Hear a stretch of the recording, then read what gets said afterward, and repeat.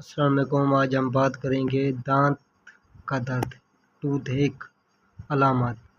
दर्द जो कि चुभने वाली बहुत ज़्यादा होती है, सूजश भी होती है, सर में दर्द और बुखार, खाने का जायका मुख्तलिफ होता है। वजूहात: दांतों के ख़राब होने की वजह से, दांतों में पस का होना, बबल गम का ज़्यादा खाना, इन्फेक्शन की वजह से दांत का दर्द हो सकता है। इलाज: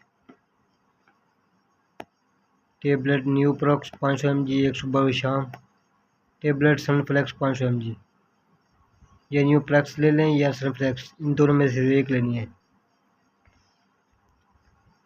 इंजेक्शन वोल्ट्राल और इंजेक्शन डिक्लोरान पट्टे में लगवाना है, दोनों इंजेक्शन, या वोल्ट्राल लगवाना है या डिक्लोरान, इन दोनों में से एक लगवाना है। अगर ज़्यादा दर्द हो तो, अगर हल्का है तो फिर ये मेडिसिन ले लें।